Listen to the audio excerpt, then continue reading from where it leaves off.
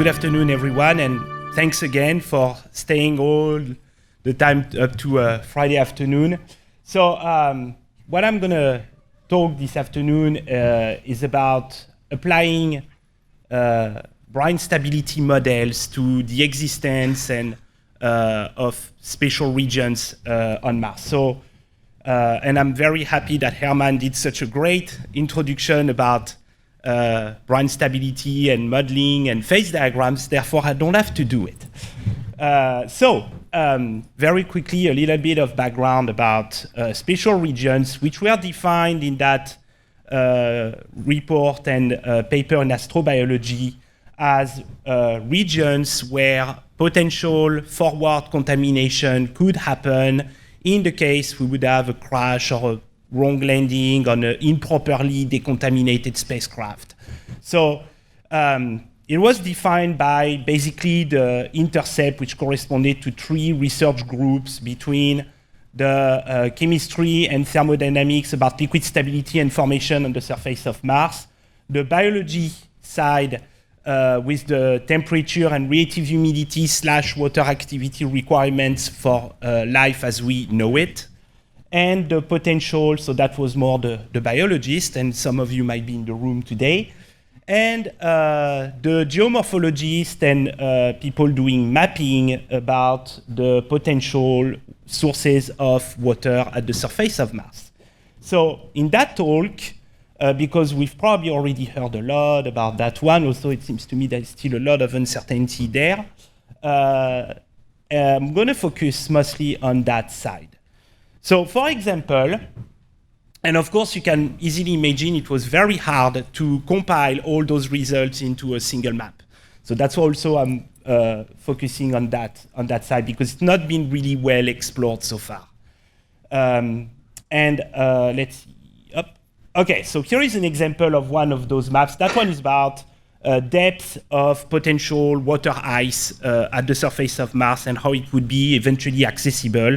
So you would go from very shallow or subsurface ice in the polar latitude to disconnected shallow ice within a few meters deep to almost no ice closer to the equator. So that's just an example of the type of maps that was produced in that report to try to understand where we should or should not land and be very careful about.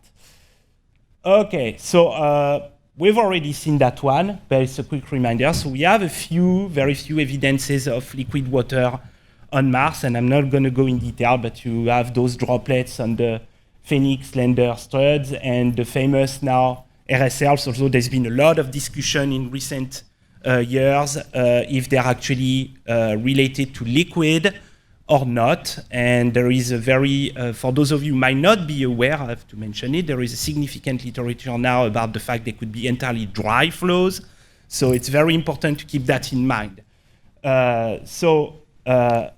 Here is what ended up being defined as spatial regions that I'm going to focus on. So a spatial region was defined as any temperature above 255 Kelvin and water activity above 0.6. And to put some margin on it, there was an extension to the uncertain regions, which was temperature above 250 and activity of water above 0.5. And that was based on the literature about extremophiles showing, for example, cell division at 258, metabolism down to 240, cell growth at 0.75 in a salt environment, because I'm aware of the cell growth in that 0.6 sucrose solution. So the day we find a sucrose lake on Mars, I want to see that. So anyway, there is a large summary, a very extensive summary of all that literature, again, in that report. So I'm not going to go deeper. But we took those boundaries in that study. So then we try to understand what's the stability of liquid brines on Mars. So in our previous work, we focused on what would destabilize brine. So there are 3 processes: evaporation, boiling, and freezing. So we took like 2 extreme cases, the surface. So, and which is characterized by a potential maximum. So that's the temperature profile in the subsurface. And at the surface, you can reach maximum temperature. So you can pretty much melt anywhere at the surface with two major caveats. Number one, you're going to significantly boil in the equatorial regions and evaporate pretty much everywhere else. Okay? And with pretty fast evaporation rates in the order of several millimeters per year. So considering that Mars is characterized in precipitable microns, that would go away very quickly. And in the subsurface, where you have average temperature, now you have two limits. The high latitudes would be permanently frozen, and you could only melt in the more equatorial regions. Okay, but that earlier model didn't take into account the amount of water vapor in the atmosphere. And we know that from water vapor, we can generate deliquescence. We can have brines, potentially stable at the surface. So we used a global circulation model that is summarized here, and I'm not going to go too much in detail about that. You can ask my co-author for that. But we tried to simulate the temperature and relative humidity at the surface and characterize any time the temperature would be above the eutectic and the relative humidity would be above the deliquescence relative humidity at the same eutectic at the same time. So here is what I show on that map. So anywhere it's colored, you pretty much can deliquesce. Okay, and that's for calcium perchlorate. We took the most extreme salt, the one that everybody seems to like, for good reasons. So anywhere it's colored, you can deliquesce, mostly at very high latitudes. And that shows you the percent of the year at which liquid is stable. So you can see that it never goes above 3.5% of the year, which is extremely small. So we're gonna, it's gonna correspond to some hours in some favorable days at the right season. So, and it's almost never really continuous amounts of time. It's very intermittent. But you can deliquesce. So one of the major reasons for that behavior is what Hermann showed, is that anti-correlation between relative humidity and temperature. When it's warm, it's very dry, and when it's humid, it's extremely cold. So you have to have the few points where you have the right balance to be able to deliquesce. But it's possible. Now, so here is a temperature versus water activity ice line summarizing all the salts. And I showed you here the boundaries we found because we mapped that for multiple salts.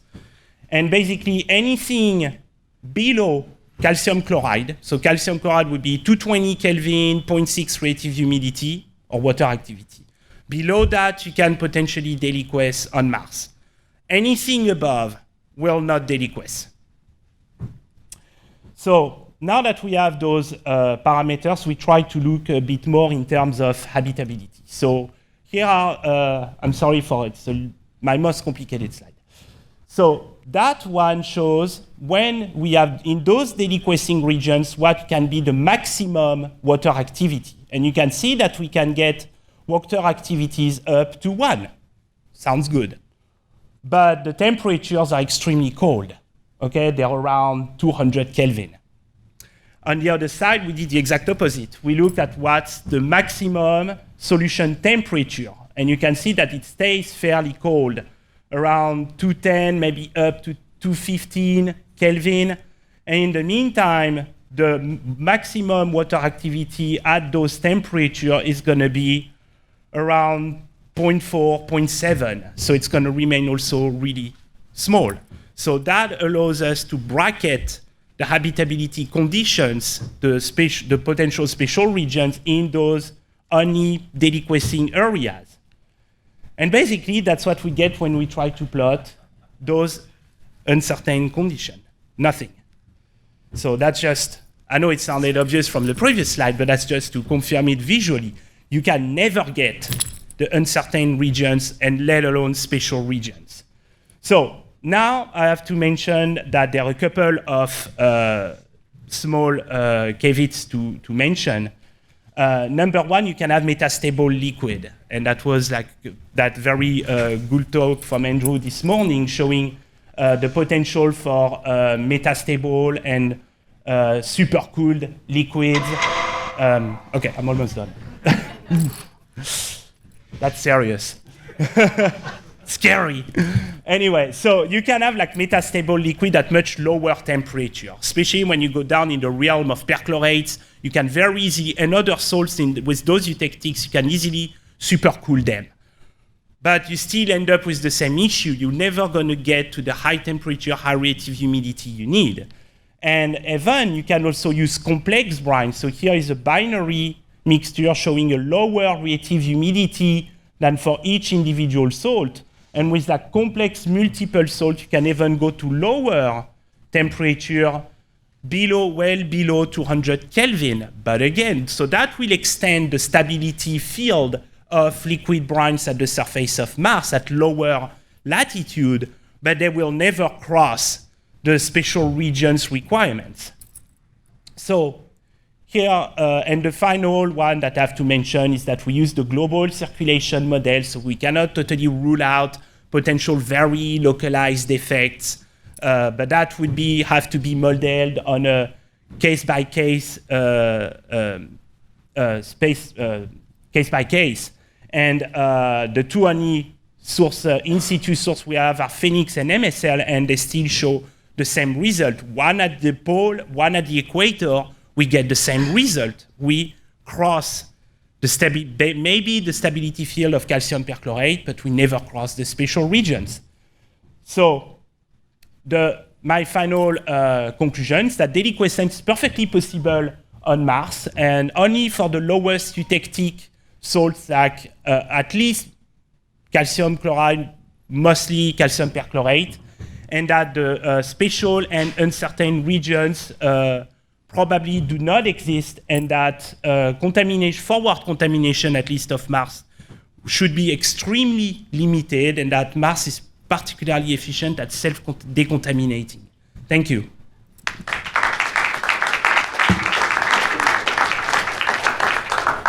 We have time for questions.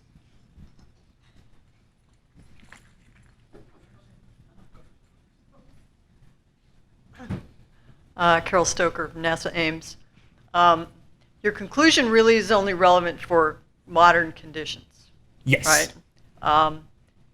The temperatures in the northern plains and the ground ice in the northern plains is very different at high obliquity, and even somewhat different at the opposite phase of perihelion. Mm-hmm. So have you considered that?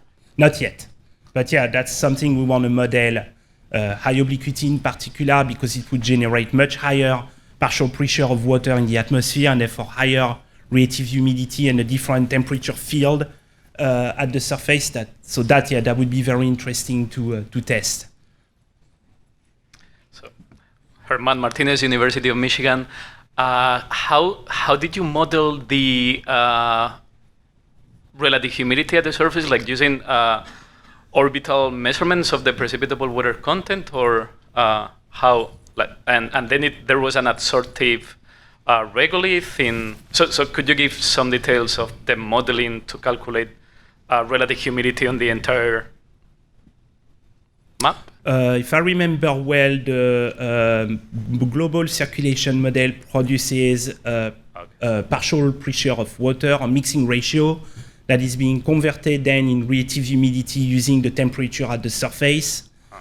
And yeah, okay. I'm guessing my question is like, I don't know if it makes any difference whether the global model considers, like an interactive regolith, if it considers absorption, desorption, or if it's just like orbital measurements of the column abundance of water, which I'm guessing definitely like the GCM will need that, and then it distributes it, or do you know if there's an interactive regolith, or if that would make any difference? No, we don't consider yet an interactive regolith because we haven't done subsurface water vapor. Below, we just consider the top-notch surface of the regolith. So In that case, adsorption is not particularly significant. It's just if you have like grains of perchlorate at the surface. But if you go deeper in the subsurface, yes, you have to take into account adsorption.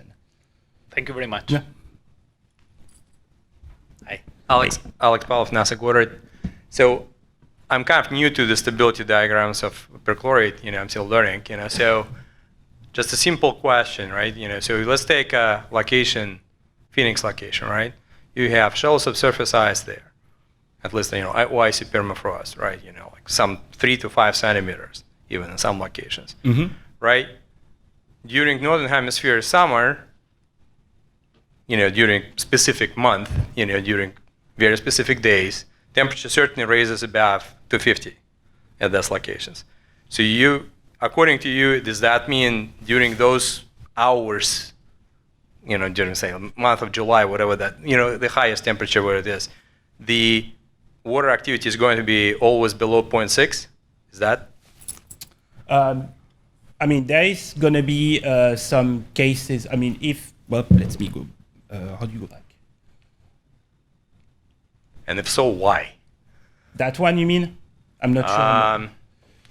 I don't know which one is subsurface. It's all surface, or? No, that's at the surface. So if you have like 3-5 centimeters, you have to adjust those maps. Yes. Okay.